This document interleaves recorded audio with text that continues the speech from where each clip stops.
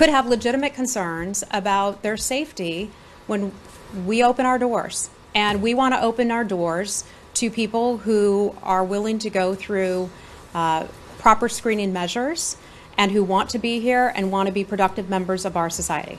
I'll leave it at that. I know that. That's why I said we take issue with the government of Iran, not the people of Iran, certainly. But the Could people have are the ones legitimate that are Look, I know you guys banned. want to push me to say something To defend about the we open our policy. doors. That's it. I'm not And trying we to- want to it's open not a our gotcha. doors. Okay, anything else to on the people executive who- order? No. Okay. Okay, China and North Korea. Okay. Okay, today Secretary of the Treasury talking about sanctions on China, and this regarding this, will the United States ask to South Korea for support these sanctions?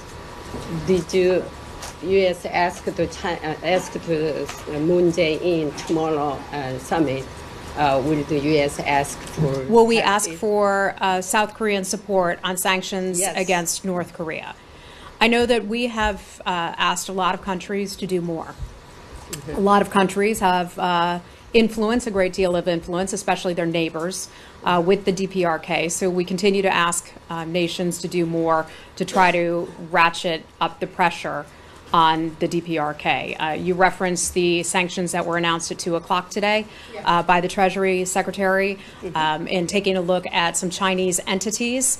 We believe that those entities have a role in getting money to the North Koreans, and that money doesn't go into the pockets of normal, regular North Korean citizens. That money goes into the pocket, we believe, of their illegal ballistic weapons programs and also its illegal nuclear weapons program. So that, or nuclear program. So that is a big concern of ours, and that is one of the reasons that the Treasury Department chose to sanction those Chinese entities. And that is something that we have continuously, especially with regard to the Chinese, to put the pressure on them to do that.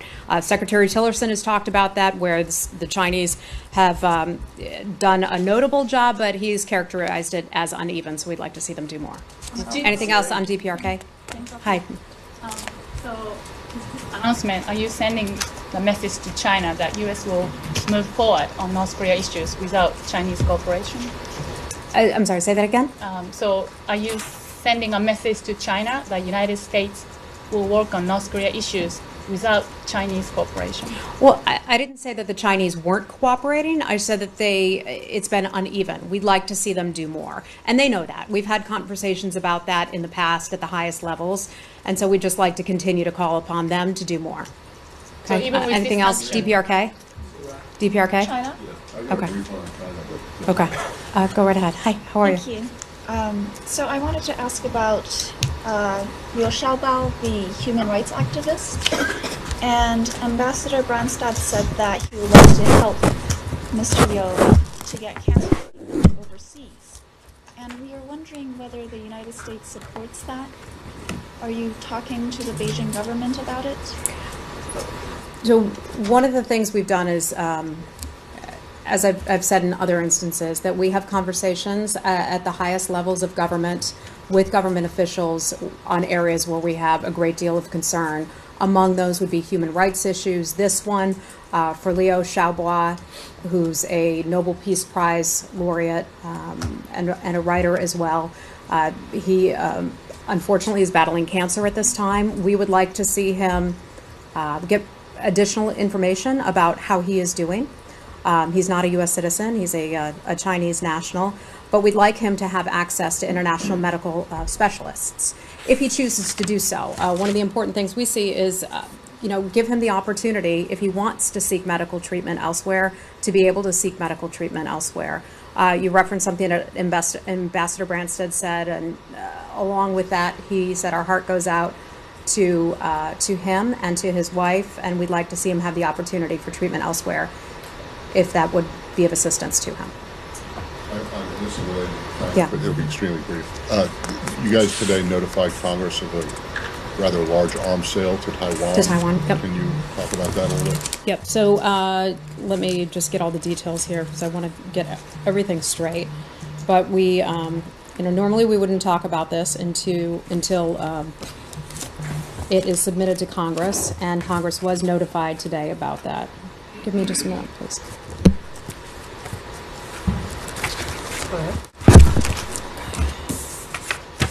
Is it book getting bigger? Kind of like a messy former journalist, you know, you keep a lot of papers around.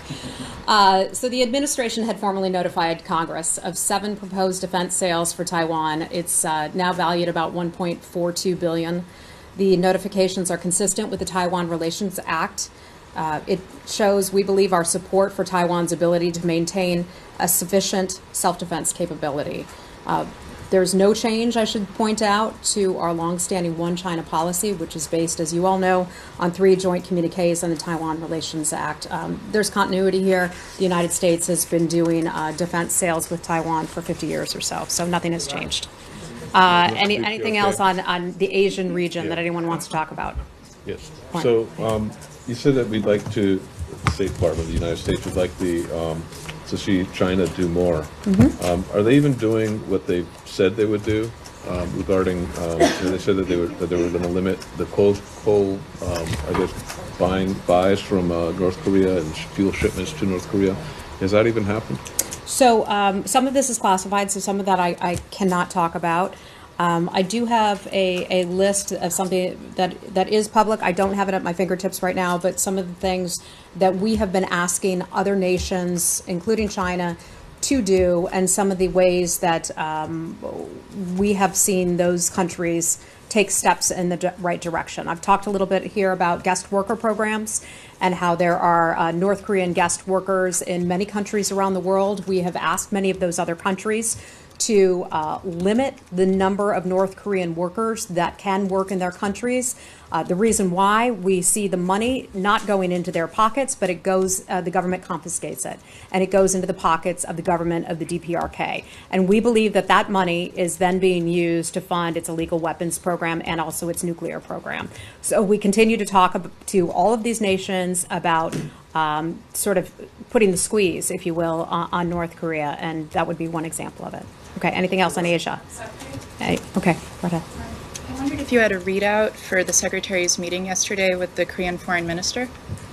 I don't have an actual readout for you on that meeting. I was in that meeting, and I would just describe it as it was a pleasant meeting. We had a lot of areas of agreement. I know that the President and the Secretary look forward to hosting President Moon here in Washington, certainly. Among the things that they talked about was the threat from North Korea and the alliance that we have with South Korea and the importance of that. North Korean human rights issue being discussed at the meeting yesterday, Kang and Secretary. I'm not, beyond what I just told you about that meeting, I'm not going to be able to get into any additional specifics. Okay, so let's move on from Asia. What do we have now? Okay, let's go to Syria then. Okay, sir, I'm sorry, tell me your name. Oh, I'm Caleb with RT. Oh, right, Caleb. So, this recent statement from the White House alleging that the Syrian government was planning an upcoming chemical attack. Are you concerned that that could have created an opening for terrorist groups to carry out a chemical attack?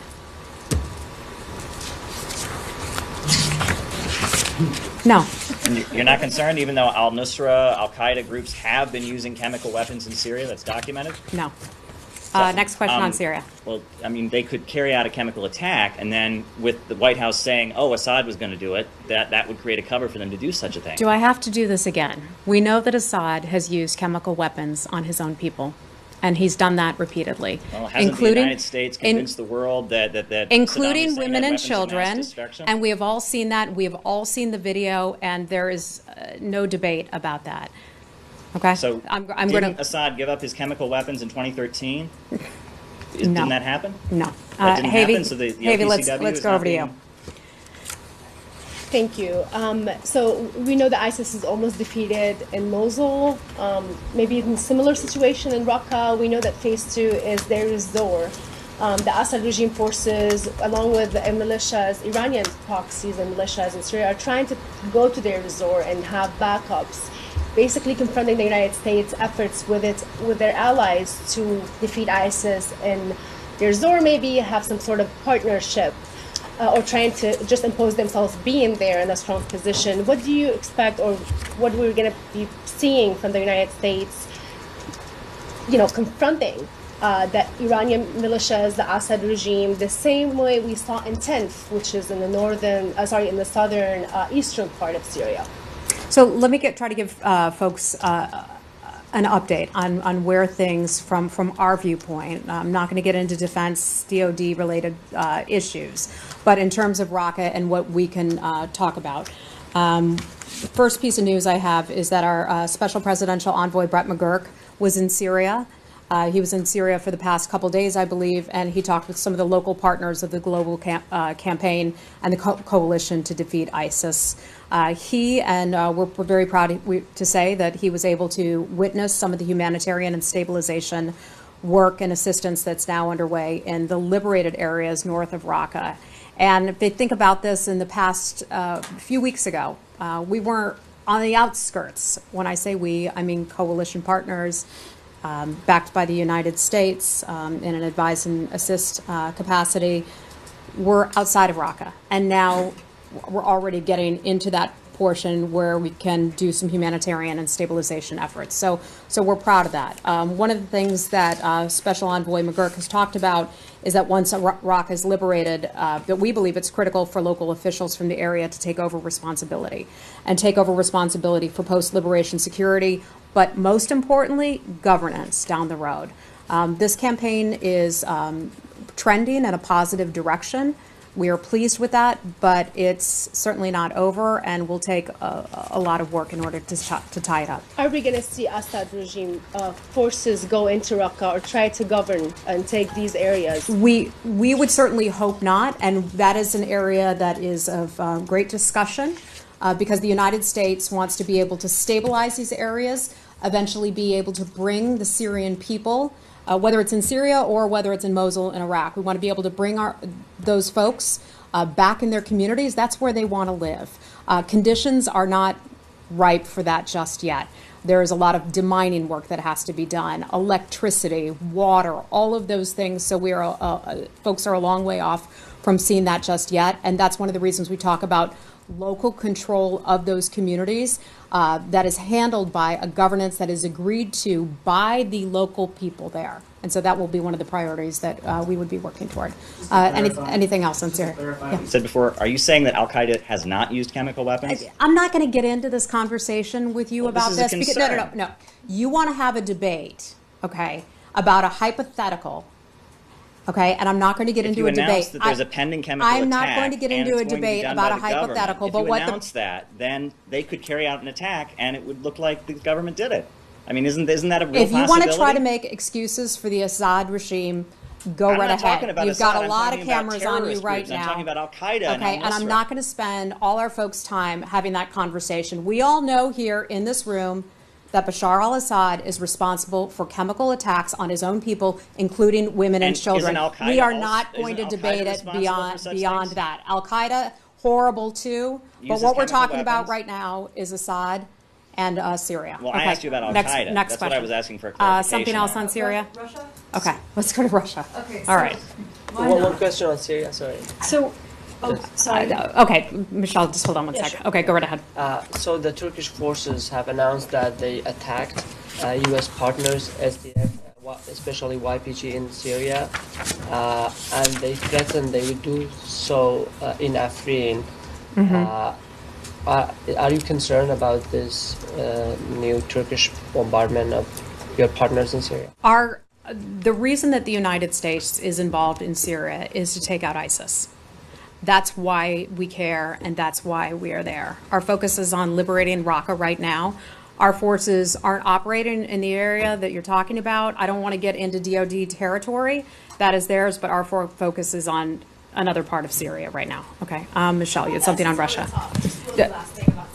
Let's just talk about it after, because we've got to wrap it up, and I know we have some other questions from other regions. Yeah, I'll be really quick. With the meetings that are coming up now, does the Secretary of State... You're referring to the G20? With Russia. Does the Secretary of State expect and want the President to bring up continued Russian cyber meddling in the United States during this meeting? And will Tillerson bring that up with Lavrov? I don't know. That's a good question, and that's a valid question that a lot of Americans will want to know the answer to. We've not had deep discussions about specifically what might happen in any given meeting. I know that General H.R. McMaster, the National Security Advisor, announced that the president would be meeting with Vladimir Putin, thank you, at that meeting coming up, but I don't have any meetings or any schedules to go into. Do you know if the beyond that. secretary would like him to bring up that issue? I don't know. Okay. That I don't know. I haven't. We've been talking so much about other things lately that that one hasn't come up. Heather, Hey, thank you. how are you? The secretary said earlier today he'd like to see staffing approval move at a faster rate at the White House. Wait, Actually, let me Hold on. finish my question, please. Let her finish this one. Thanks. The secretary said on camera today that he would like to see approvals of his staff positions go more quickly, frustrated that they haven't been at the White House. Has he received any assurance that they will? Well, part of this is a bureaucratic process. And I know everyone would like to see this go faster, from the secretary down to, regular folks here at the State Department. That is something the secretary has as you heard, he spoke about earlier today. One of the issues is certainly the paperwork. And I know I went through some of that paperwork myself,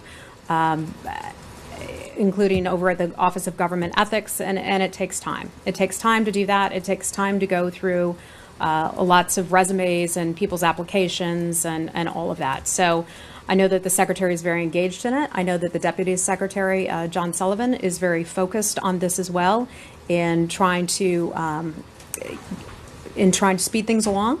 And so we're optimistic that we'll be able to do that now that we have more people in place. But without an assistant secretary of state for Asia, for Europe to handle these Russia issues, I mean, has that impacted diplomacy? The secretary made clear he knows who he wants. I have seen some fantastic people here in this building who are what some would deride as holdovers. And they're terrific. I mean, they really are. They're committed to their jobs. They're professional every day. You all know a lot of them.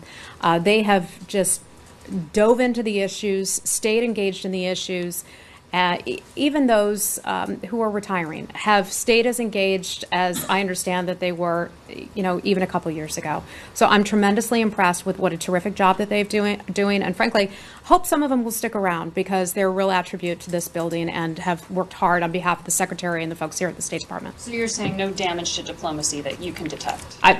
Me personally, that I can detect, I think the secretary and his words speak for themselves, that he would like to see things moving along at a faster pace. Sure, we'd like to be able to fill those positions, and that is happening, and anticipate that it will happen at a faster pace. But the people who've been doing those jobs in the meantime have done a fantastic job, and I've had the good fortune of being able to work with a lot of them so far. One quick question. Yeah. Henry Kissinger is meeting with Vladimir Putin today ahead of the upcoming U.S. meetings. He was in the Oval Office after Russia's top diplomats were meeting with the president. Is he playing any diplomatic role with this administration, either with the secretary or in some other role? I don't have an answer to that. I believe they know one another, but I can try to look into that and see what I can get for you. Okay. Go ahead. Thank you. I just wanted to clarify if the Secretary and the Foreign Minister will have a full-scale meeting or just pull aside at the G20 point one and point two. Is there any movement over the Duchess issue? Okay. Because the Russians... To your first point, and as you all know, the Secretary will be traveling over to the G20 summit. We had a meeting that had been scheduled with our Undersecretary, Tom Shannon, and that was canceled by the Russians. The topic that was on the agenda were some of those smaller issues, such as the dachas that I know are very important to the Russian government. That meeting was canceled. I know that we are certainly open to having that meeting rescheduled and would look forward to that to get some of these so-called irritants out of the way and deal with some of those things. In terms of any meetings at the G20 with regard to the Secretary's schedule, I just don't have any meetings or any information to give you on at this time. Okay? Last question. The Secretary spent a lot of time on the GCC crisis this week. Did he make any progress? Yeah, that was a big topic of conversation around here, certainly. I know that we continue to urge all of the parties to work together and resolve this issue. The United States continues to stand by and say, we will help you in a manner in which you need. The Kuwaitis have done a terrific job of taking the lead as mediators. As you know, the Kuwaitis were here earlier this week. The secretary met with them and talked with them about the importance. Everybody gets it. I think everybody gets it that this needs to be resolved. When it will be resolved, we're not certain of that at this time, but we're hoping that the parties will all agree to work together and recognize that there's going to be a negotiation that needs to be had. Well, they're saying, especially the Saudis are saying no negotiations. So where's the process if no one's negotiating? Yeah, I think I'd have to refer you to those governments to talk specifically about that, but the Kuwaitis remain what I would consider to be sort of the lead mediator, and we're standing by ready to help and advise if and when we can. Just one question on Iraq. Okay. Thank you. The Kurdish president, Masoud Barzani, yesterday had an op-ed published in the Washington Post making the case for Kurdish independence. He said the referendum is binding, contrary to previous media reports. And he also said that it will not be a unilateral step by the Kurds. It will be a result of a negotiated settlement with Baghdad. So my question is, would the United States support it if the Iraqis